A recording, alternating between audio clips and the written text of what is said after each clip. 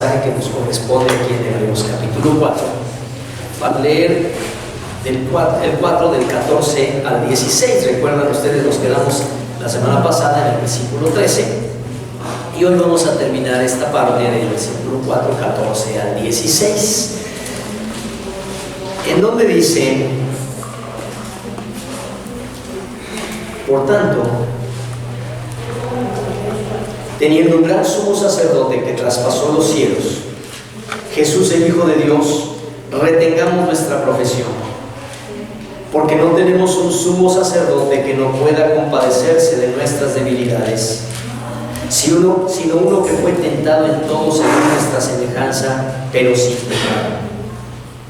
Acerquémonos pues confiadamente al trono de la gracia para alcanzar misericordia y hallar gracia para el oportuno socorro. Padre, ahora te pedimos que tu palabra la insertes en nuestras almas y corazones, que como tú mismo lo has dicho, que es como espada de dos filos, que lleves a cabo esa cirugía en nuestros corazones, para que tu palabra quede plenamente implantada en nosotros, y cuando salgamos de aquí, no salgamos con una nueva información, sino con una nueva visión de tu carácter y de tu amor, y de nuestro privilegio de ser tus hijos, y de nuestro compromiso como hijos tuyos. En el nombre de Jesús. Amén. Amén. Hermano, no sé si me puedas ayudar con el sonido, que de pronto cuando termino de hablar siento que se oye como un zumbidito. No sé si son mis oídos o es... ¿Sí? Ok. Bueno, la vida cristiana, ¿cuántos saben que la vida cristiana es la mejor vida posible? No hay vida mejor que la vida cristiana. Y si recuerdas cuando no lo eras, cuando no eras cristiano y no tenías que ser la persona más malvada del planeta, simplemente por buena que fuera nuestra vida, en cuanto conocimos a Jesucristo, nuestra vida creció y mejoró. Y si nuestra vida era medio desorientada, perdida, o a lo mejor teníamos serios problemas de conducta, de personalidad o lo que fuera, cuando nosotros nos entregamos a Cristo, la vida cambia. Y la vida cambia para bien. La mejor vida posible es la vida cristiana, porque es confiar y amar y servir a Jesús. No hay mejor privilegio que amar, servir y confiar en Jesús, porque la vida cristiana es una vida que trae calidad a nuestras relaciones, que trae mejoría en todos los aspectos de nuestras relaciones familiares. La vida cristiana es la mejor vida posible porque nos permite el Espíritu del Señor en nosotros, nos permite, nos impulsa, nos mueve a sanar relaciones que podían haber estado rotas o perdidas, a perdonar, a amar. La vida cristiana es la mejor vida posible porque es paz en el presente y esperanza para el futuro. Y yo creo que estas dos bendiciones, virtudes, regalos que Dios nos da son hoy invaluables, porque ¿cuánta gente en verdad tiene paz en su interior? Yo creo que muy poca. Yo creo que algunos de nosotros antes de conocer a Cristo no teníamos paz en nuestro interior. Es tan difícil hoy tener paz en nuestro interior. Es tan difícil hoy encontrar paz en el corazón. Y ya no hablemos de esperanza para el futuro. Hoy la esperanza para el futuro parece que es algo que ya quedó como un concepto olvidado, como bueno para recordar. Pero lamentablemente es muy poca la gente que tiene esperanza para el futuro. Y en Cristo tenemos paz y tenemos esperanza y tenemos tranquilidad, independientemente de lo que sea nuestro entorno alrededor, porque nuestra paz y nuestra esperanza no depende de las circunstancias o de los momentos, depende de la presencia de Dios en nosotros. Por eso la vida cristiana es la mejor vida posible de vivir. ¿Cuántos lo creen? Amén. Amén. Pero por otro lado, la vida cristiana no es una vida fácil. ¿Cuántos lo saben? ¿Cuántos ya lo experimentaron a estas alturas? Que no es una vida fácil. No es una vida fácil porque no es fácil la obediencia. ¿Se dieron cuenta alguna vez que la obediencia no es nuestra naturaleza principal? Sí. ¿A cuántos nos gustó obedecer desde que nacimos? De hecho, ¿a cuántos nos gusta obedecer hoy? ¿A cuántos de nosotros nos gusta obedecer inclusive cuando tenemos prisa y de pronto se nos cambia en rojo el semáforo? Nos gusta obedecer. Por cierto, ¿se han dado cuenta cuánto vale el tiempo de la gente? Ahorita que dije el rojo, digo, voy a hacer un paréntesis a salirme tantito momentáneamente del tema. Muy bien. Pero para los que solemos ser impuntuales en nuestros tratos con los demás, no se lo digan a nadie para llegar al culto, pero los que solemos ser impuntuales con los demás o llegar al punto tarde o a los compromisos tarde, pensamos como que el tiempo no es tan importante. Pero ¿se han dado cuenta cuánto vale el tiempo? Y si quieren una ilustración vívida de cuánto la gente valora su tiempo, no tu tiempo, sino su tiempo, el suyo, quédate en el semáforo, se puso en rojo, deja que se ponga en verde y no arranques de inmediato.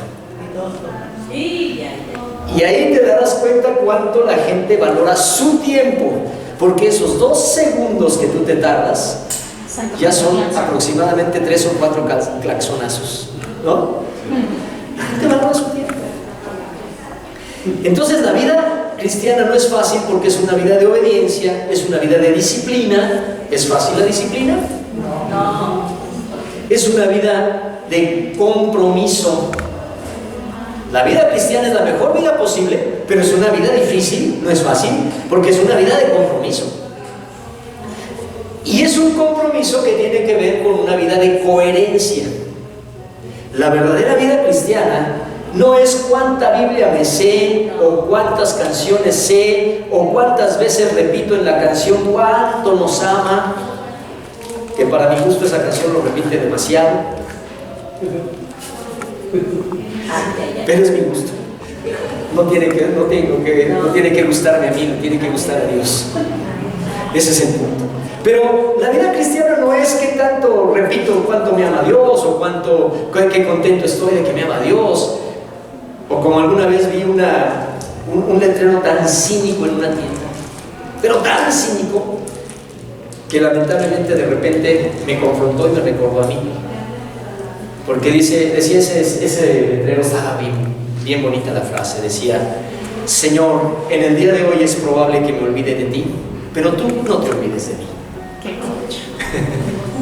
¿A poco no es cínico ese letrerito que vi en esa tienda? Estaba hasta con letra bien bonita y un marquito y todo. Pero así somos. Pareciera como que lo único que muchos piensan es que Dios me ame, Dios me ama, que no se olvida de mí. Pero la vida cristiana no es fácil porque es una vida de obediencia, compromiso y coherencia. Coherencia entre lo que yo digo creer y la manera como vivo. Y la aplicación de lo que vivo, lo que creo en lo que vivo. Esa coherencia no es fácil. ¿Les ha resultado fácil la coherencia en algunos momentos? No, vaya. La vida cristiana es la mejor vida posible, pero no es una vida fácil porque además es recibir ataques de Satanás. Y cuando digo recibir ataques de Satanás, estoy diciendo resistirlos, porque sigo diciendo y lo seguiré diciendo hasta que los aburra, que ya quedó muy atrás ese tiempo en donde decíamos: ay, el diablo me trae azotado, y el diablo esta semana me estuvo atacando, el diablo. Pues ¿cómo que el diablo me estuvo atacando? ¿Qué no has leído que dice que resiste al diablo y el diablo se asusta y corre? ¿Sí lo han leído o no? Sí. Sí dice así, ¿verdad? Sí. Resiste al diablo porque si tú resistes al diablo te tiene miedo y sale corriendo. En la Biblia dice: resistid al diablo y huirá de vosotros. Pero yo no he visto hasta ahorita a nadie que huya de alguien que está como gatito asustado. ¿No? Yo no he visto hasta ahorita algo así. En cambio, sí he llegado a ver perros medianamente grandes que cuando un gato arquea su lomo y empieza a hacer ese ruido característico de cuando está enojado el gato, Sí he visto perros que retroceden, ¿tú no? Porque a quien no le tiene miedo a otro, ese otro se alivienta. Y sí recibimos ataques de Satanás, pero tenemos que recordar que debe huir. Pero de que no es fácil, no es fácil. Resiste al diablo y huirá de vosotros, porque resistimos, en fin, porque recibimos constantemente ataques de Satanás. Entonces, es difícil porque es obediencia, compromiso, coherencia, porque hay ataques de Satanás. Porque la vida cristiana no es fácil, porque es enfrentarnos con nosotros mismos. Y a veces yo no sé quién sea más duro de roer, si Satanás o nosotros mismos. Uno mismo. O yo. Uno mismo. Porque la Biblia dice: resiste al diablo y huirá de ti. Pero yo hasta ahorita no he podido huir de mí. Y es enfrentarnos con nosotros mismos. La vida cristiana no es fácil, porque es enfrentarnos con nuestros miedos, enfrentarnos con nuestros vicios de carácter, como dicen en algunos contextos, con malos hábitos. Es enfrentarnos con nuestra pereza, es enfrentarnos con nuestra apatía, es enfrentarnos con nuestras culpas. Y la vida cristiana no es fácil, porque enfrentarnos con nosotros mismos no es fácil. A veces ni siquiera queremos enfrentarnos a nosotros mismos.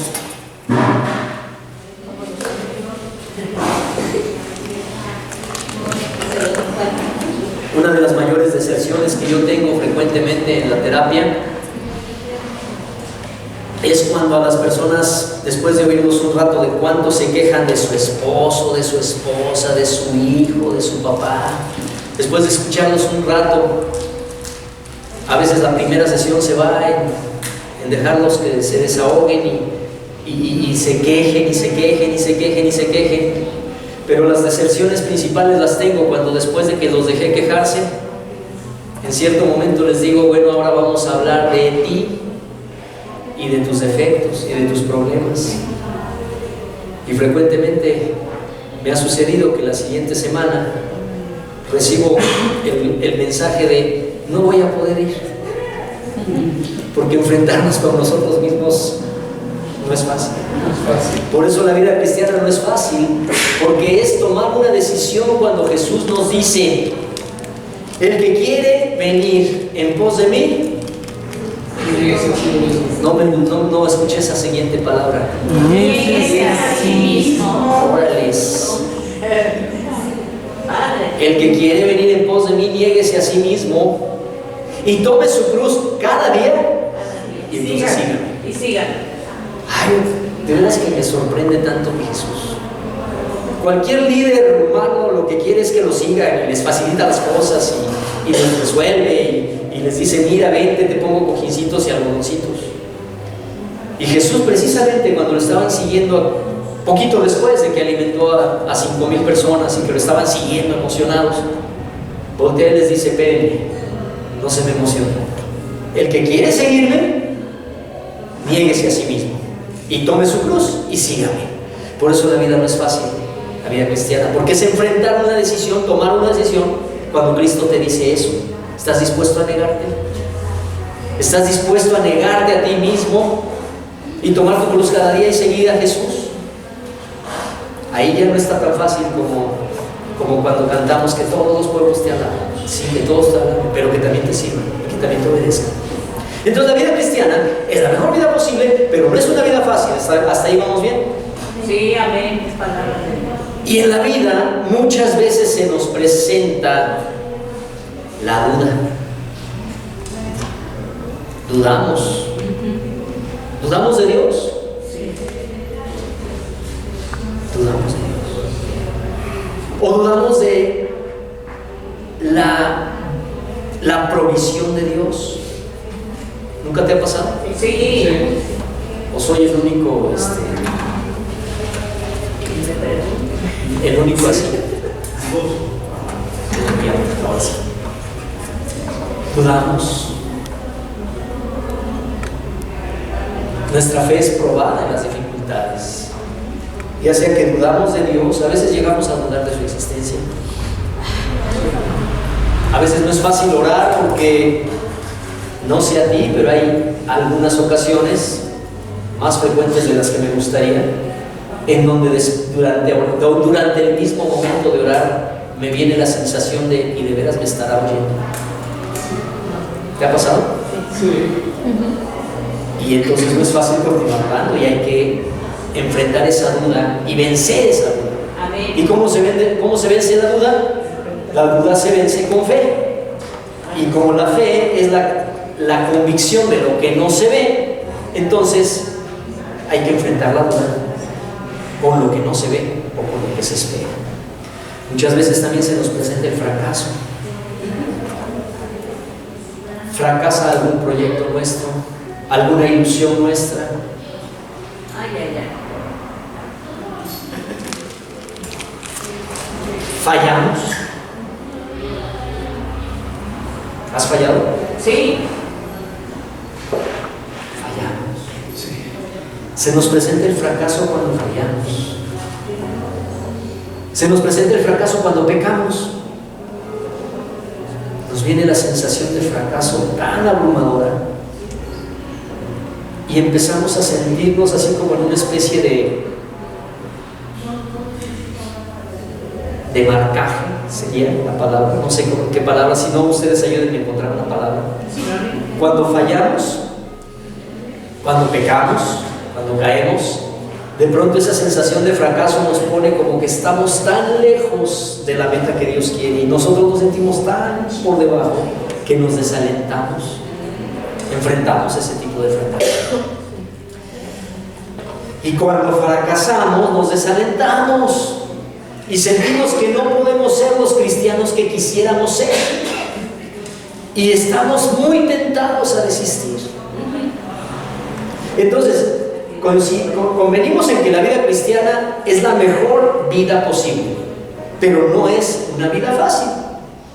Y a veces estamos así de desistir. O a veces hemos desistido, pero gracias a Dios aquí estamos nuevamente. Entonces la vida cristiana es la mejor vida posible. No es fácil, se nos presenta la duda, el fracaso, el desaliento, y cuando se presenta la duda, el fracaso, el desaliento y nosotros les damos lugarcito, entonces Satán logra su objetivo. Sí. ¿Saben cuál es uno de los objetivos principales de Satanás? Hacernos creer o sentir que la idea de Dios es una idea bonita pero una fantasía. Que es bonito, que Dios es una idea bonita pero es una bonita fantasía. ¿Nunca te ha pasado por la mente? Gracias a Dios y te ha librado de ese pensamiento. Pero Satanás logra a veces o intenta, y si no lo has vivido, gloria al Señor y no permitas que suceda, pero el diablo va a querer insistir que Dios es una bonita fantasía, que en realidad ni te escucha, vaya, ni te pela.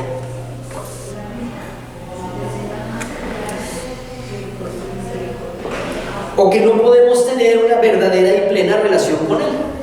Ese es el segundo objetivo que tiene. Ok, está bien, Dios no es una fantasía, sale, tú eres muy terco y tienes mucha fe, diría Satanás. Pero Dios realmente pues está tan lejos, es tan santo, es tan perfecto y tú eres tan incapaz, tú eres tan finito y tan pequeño que no puedes tener una plena y viva relación con Él y además fracasas. Entonces el diablo ahí está. Muele que muela. Pero hay una verdad fundamental, hermano. Quien tiene a Jesucristo en su corazón tiene acceso al trono majestuoso de la presencia de Dios. Amén, amén. Por difícil que sea la vida cristiana, por mucho que hayamos fracasado, sabemos que la mejor vida posible es ser hijos y siervos de Dios y obedecerle. Y por lo tanto, Dios nos ha dicho claramente que en Jesucristo, quien tiene a Jesucristo, tiene acceso directo a la majestuosa presencia de Dios. No es cierto que porque somos finitos y Él es infinito no podemos. No es cierto que porque Él es santo y nosotros fallamos, no podemos. Por eso aquí nos dice en el versículo 14, por tanto, teniendo un sumo sacerdote, un gran sumo sacerdote, Jesús es nuestro sumo sacerdote. ¿Qué era el sumo sacerdote en la antigüedad? Algunos ya lo saben, a estas alturas ya lo tienen que saber. ¿Qué era el sumo sacerdote en el Antiguo Testamento? El que intercedía ante Dios por los hombres, por el pueblo. Había el grupo sacerdotal, pero dentro de los sacerdotes había un sumo sacerdote.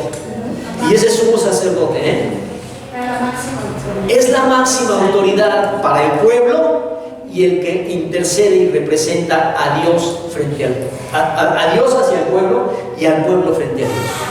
El sumo sacerdote tiene esa tarea. Y nos dice aquí que Jesús es nuestro sumo sacerdote, la máxima autoridad. Y me encanta como dice aquí, por tanto, ¿se acuerdan lo que la semana pasada nos decía?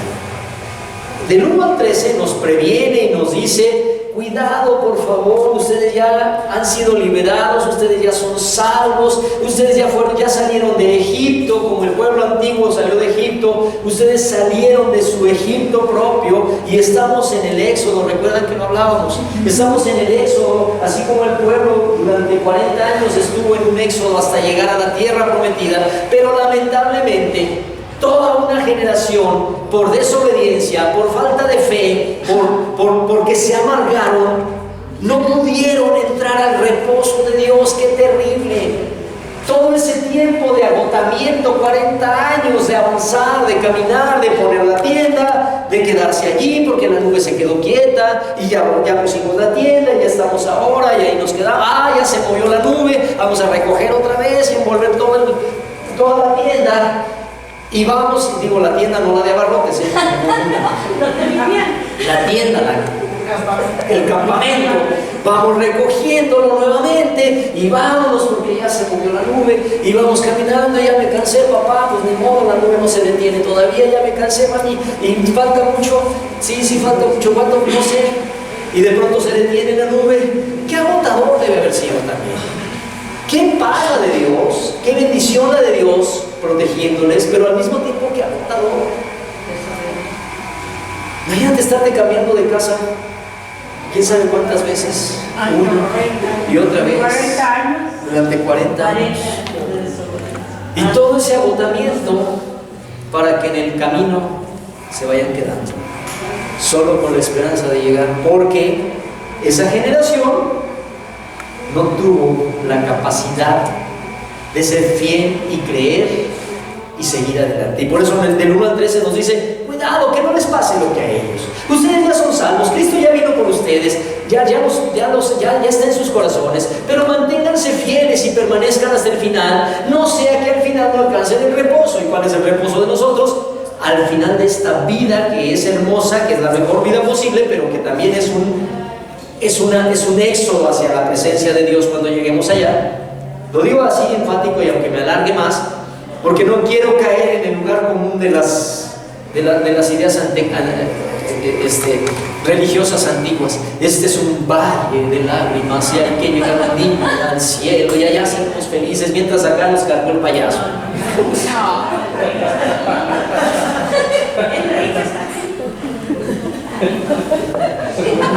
Es la mejor vida posible. Ese es el pastor. Lo queremos mucho, pastor. Pero hemos de llegar después de esta vida con todos sus problemas, sus dificultades, sus bendiciones, sus alegrías y todo. Estamos todos adelantes de un día llegar al reposo de Dios, donde será maravilloso. Pero del 1 al 13 nos dijo: aguas, manténganse fieles hasta el final, permanezcan, no sea que les pase como a aquellos. Y entonces dice ahí, por eso el versículo 14 comienza con un por tanto. Eso es importante. Dado que les acabo de advertir, les acabo de decir, manténganse fieles, por lo tanto les digo, ustedes no tienen que hacer en sus fuerzas, no tienen que estar ahí haciendo el montón de esfuerzos propios. basta con que sean fieles a Dios y dejen que el Espíritu Santo actúe a través de ustedes, porque tienen un sumo sacerdote. Y como tienen un sumo sacerdote que traspasó los cielos, a Jesús, el Hijo de Dios, retengamos nuestra profesión. Vamos a desmenuzarlo un poquito. Ya quedamos que Jesús es nuestro sumo sacerdote porque es la máxima autoridad para presentarnos delante del Padre.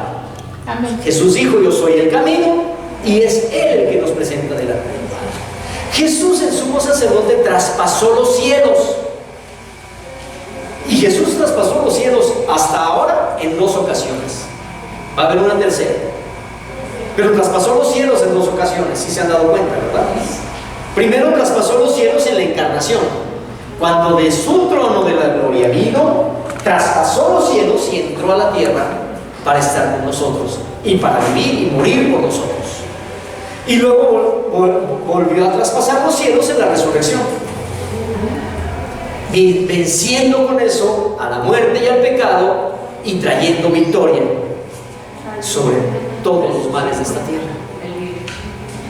Él vive, entonces traspasó los cielos.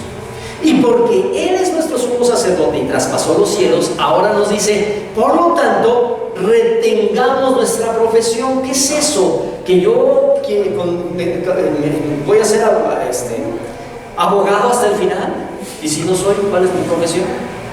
No, habla de la profesión como la declaración de fe. La profesión significa esa declaración de fe.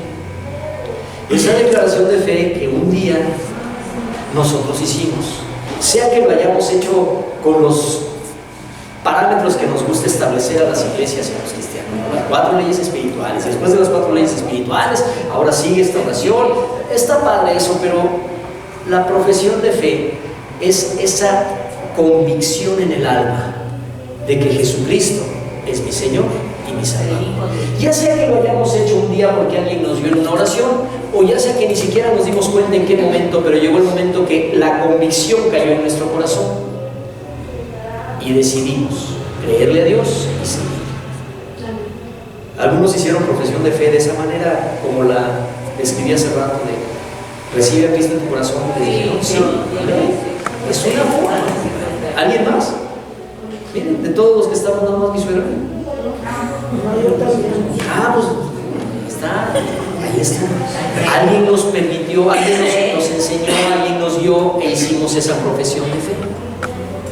Otros quizás fuimos entendiendo, fuimos llegando a una iglesia, a la mejor de todas, que es Manantial de Gracia.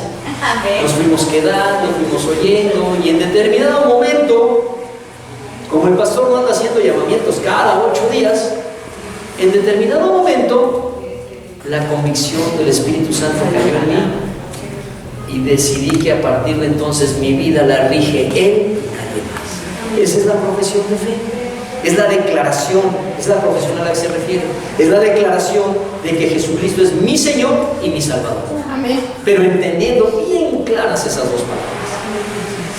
Entonces nos dice: retengamos nuestra profesión. Me gusta cómo lo traduce la Biblia que se llama Nueva Traducción Viviente. Ahí donde dice esta parte de retengamos nuestra profesión, la Nueva Traducción Viviente dice: aferrémonos a lo que creemos. Eso me gusta.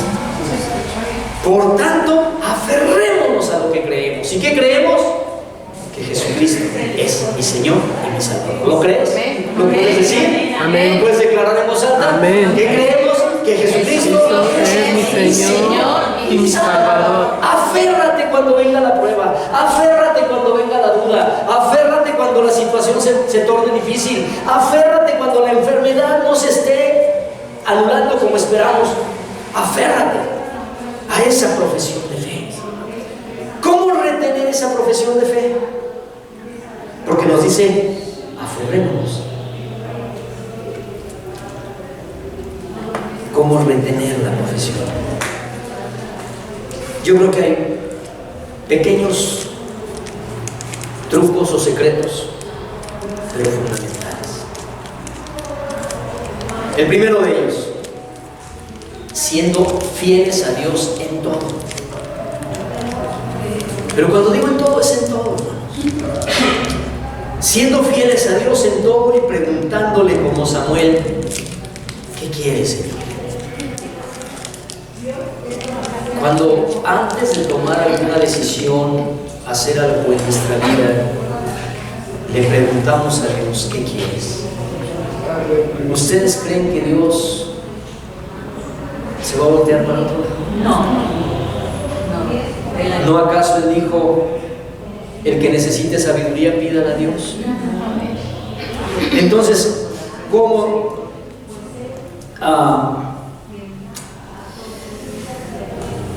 retener nuestra profesión? ¿Cómo aferrarnos a lo que creemos? Siendo fieles a Dios y preguntándole en todo, diciéndole, Señor, ¿qué quieres? ¿Qué quieres en cuanto a esto? Y si no responde de inmediato, decirle, como Samuel le decía, habla, Señor, tu siervo oye. Habla. Dime. Otro secreto que yo creo es siendo persistentes en la oración.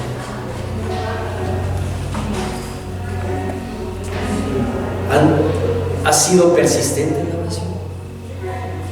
Yo creo que todos lo hemos sido en diferentes momentos, en diferentes circunstancias.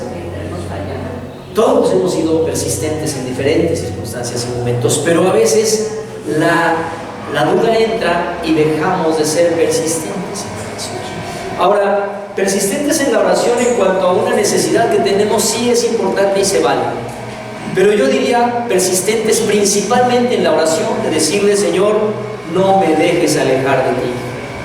No como el letrerito de la tienda de abarrotes, que ya de entrada digo, Señor, ya hazte cargo, No, sino persistentes en la oración, Señor, soy débil, no me dejes alejar de ti. Como aquel hombre que le dijo a Jesús, Señor, creo, pero ayuda a mi incredulidad. Recordando al Señor las mismas palabras del Señor Jesús, que dijo, el espíritu es fuerte, pero la carne es débil. Por eso debemos ser persistentes en la oración. Y en la oración de decirle, Señor, afirma mi fe, sosténme. Creo que también podemos aferrarnos a lo que creemos y retener nuestra profesión,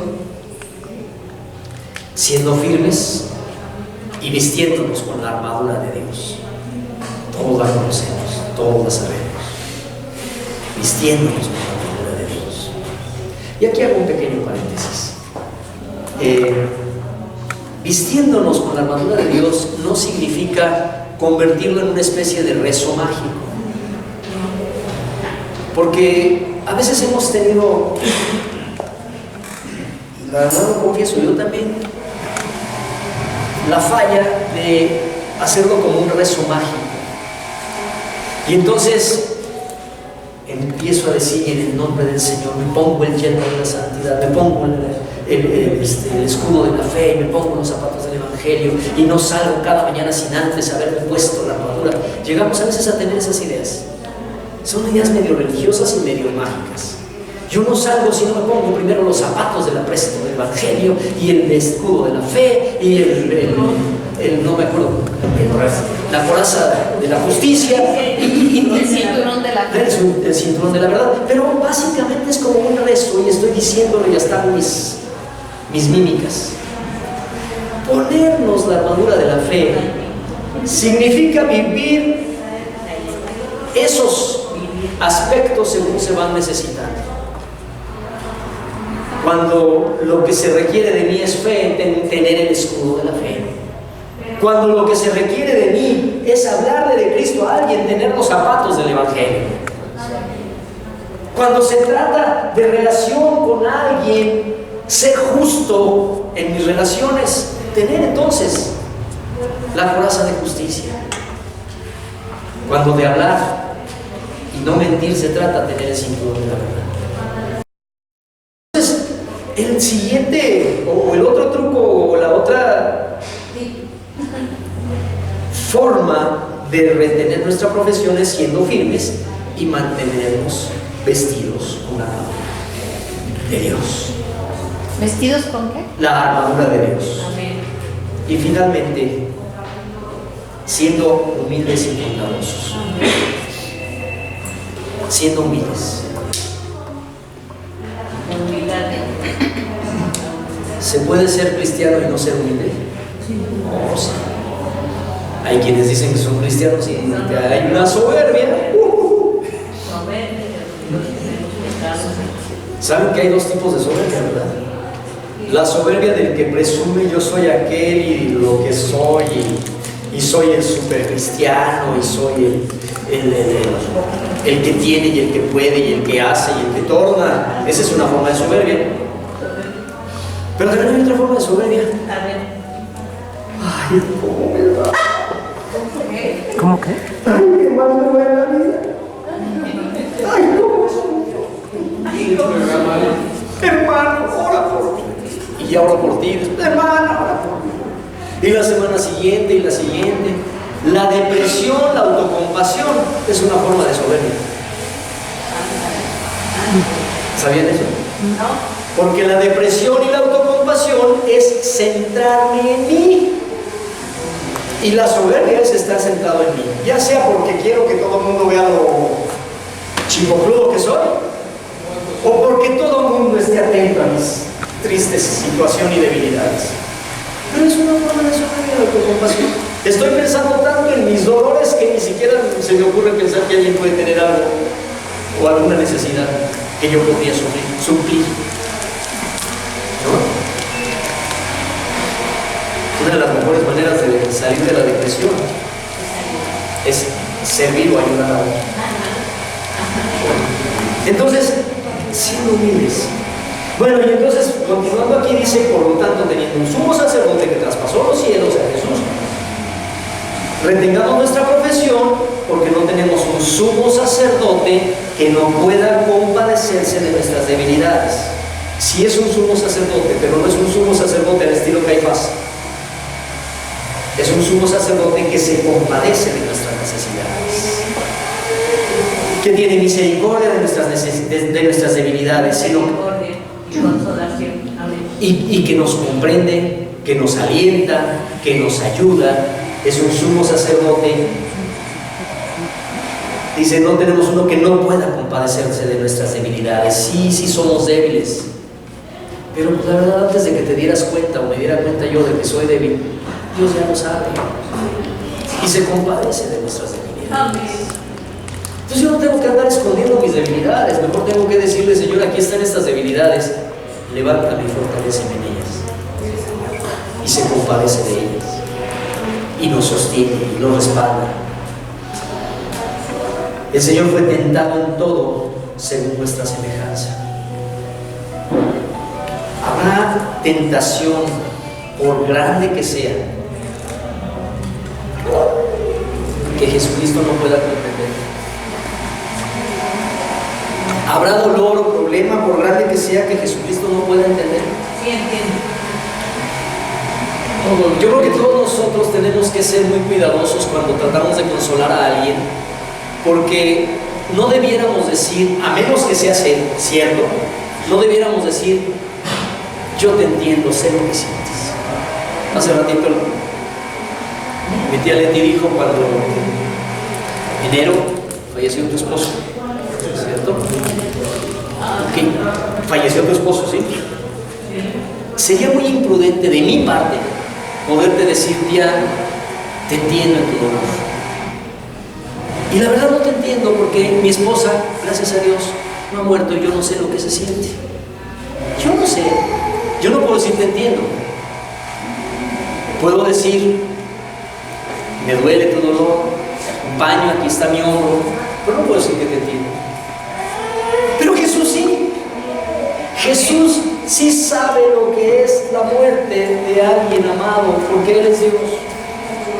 Y Él puede compadecerse de nuestras debilidades, porque Él fue tentado en todo. Fue tentado, por ejemplo, por un dolor tan grande, a abandonar la fe.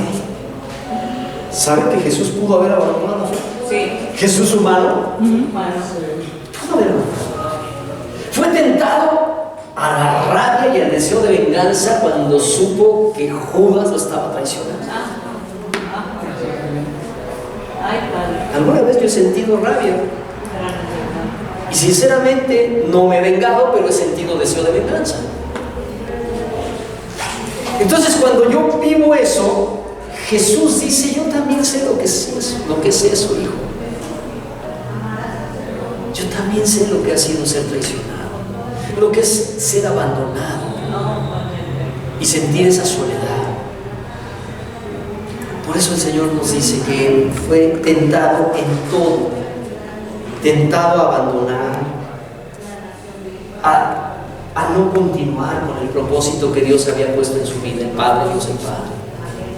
Tú eres tentado, eres tentada a abandonar el propósito de Dios para tu vida. Sí, sí. Somos tentados, pero el Señor fue tentado en todo. Dice ahí, igual que nosotros. ¿Ya vieron donde dice ahí, igual que nosotros? Igual que nosotros. Fue tentado en todo igual que nosotros. ¿Ya lo identificaron? Sí lo dice, ¿no? O leí mal. No, el 15 de segunda parte.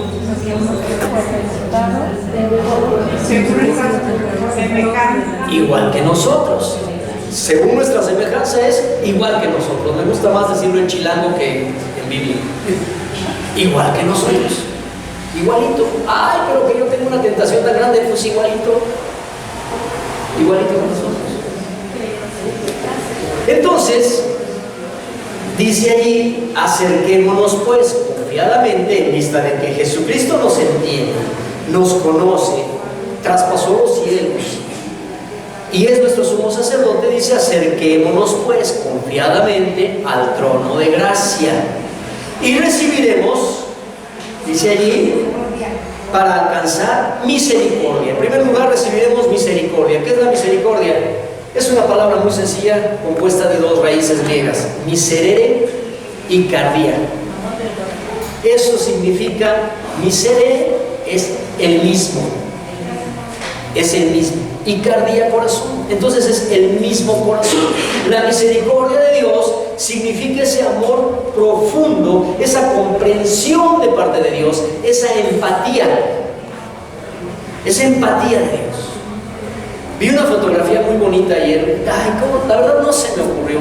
Lo hubiera hecho, haberla proyectado. Pero vi una fotografía muy bonita. Es un niñito negro, me imagino que en un aeropuerto o algo así, que está tumbado boca abajo, con el bracito así. Asumo que ha de estar triste o llorando o algo así.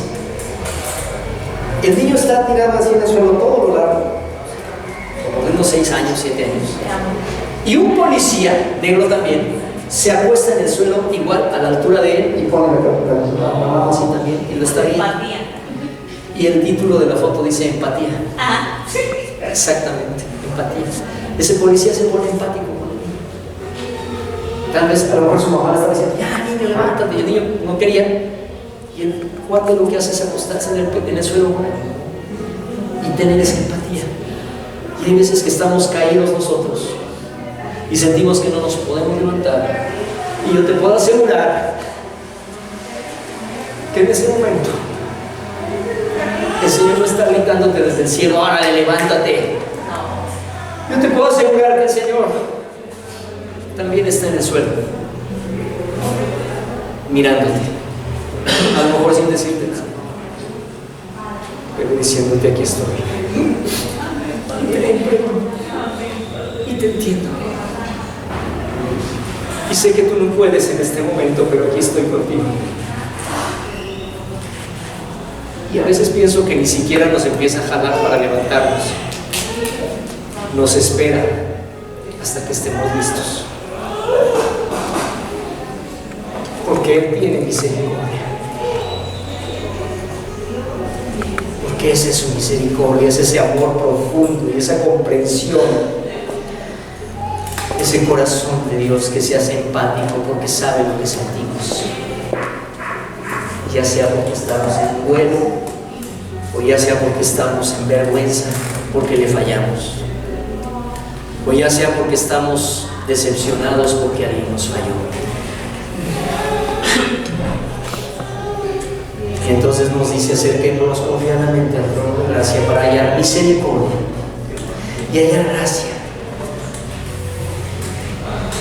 La gracia son esas bendiciones inmerecidas.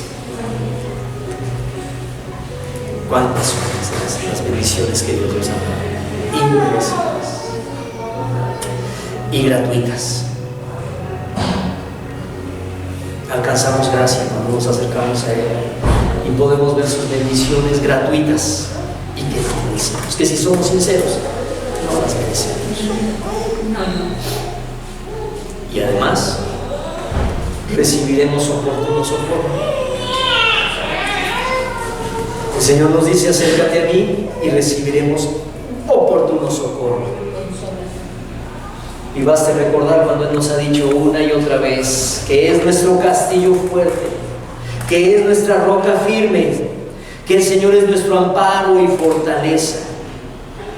Recibimos oportuno socorro para enfrentar las transiciones en nuestra vida, o para enfrentar las tentaciones que se nos presentan, o las tribulaciones. Recibimos socorro para afrontar la soledad en determinado momento, las angustias, las tristezas. Oportuno socorro cuando pensamos que ya no hay para dónde hacerse. Estábamos hablando en la mañana en el círculo de estudio qué difícil es para tantos padres, es decir, matrimonios, qué difícil es realmente, porque el libro nos habla de la importancia del tiempo del padre, de estar con sus hijos, de pasar mucho tiempo con él, el padre varón y supongo que la mamá lo mismo en el libro. Pero qué difícil es para muchos, porque las jornadas laborales y los sueldos raquíticos muchas veces obligan que una persona salga de su casa a las 7 de la mañana, regrese a las 9 de la noche o 10, y aunque quisiera no puede estar. Pero veíamos y de alguna manera encontrábamos que aun cuando esas circunstancias no puedan ser modificadas, al menos no inmediatamente, hay una gran diferencia entre esa realidad de un matrimonio con sus hijos que hace lo que puede, pero lo hace en sus fuerzas, y el otro que puede tener a Cristo en su corazón y también puede tener muy poco tiempo, pero el Señor dice: bástate mi gracia porque mi poder se perfecciona en cada vida. Y aunque fueran 5 minutos que pudiera darle a sus hijos cada día, esa persona, no es lo mismo los 5 minutos en las fuerzas humanas que los 5 minutos respaldados por el poder de Dios, que dice: yo soy el que suple todas las necesidades de tu hijo.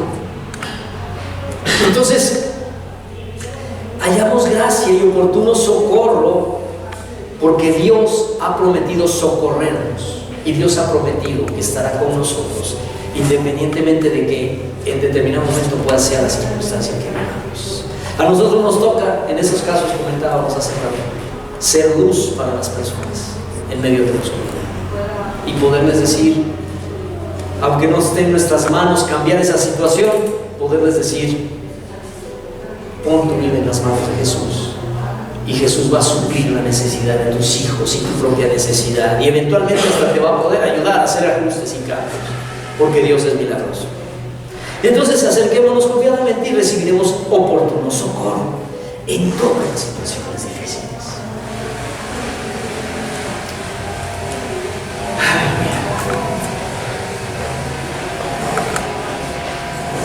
Bien sabemos que Jesucristo es el camino, la verdad y la vida. No es un camino, es el camino para llegar a Dios y para vivir sabiamente. Es la verdad frente a las dudas, incertidumbres, temores y fracasos que nosotros podamos sufrir. Y es la vida que nos da sentido para vivir y nos da fuerza para vivir y nos vivifica para hacer su voluntad. Se compadece de nuestras necesidades, nos alienta, nos restaura y nos levanta. Por eso, hermanos, retengamos nuestra promesa y acerquémonos confiadamente al trono de gracia. Invito a que cierre sus ojos y reaccione a lo que el Señor le habló en esta mañana. reaccione a lo que Dios te dijo.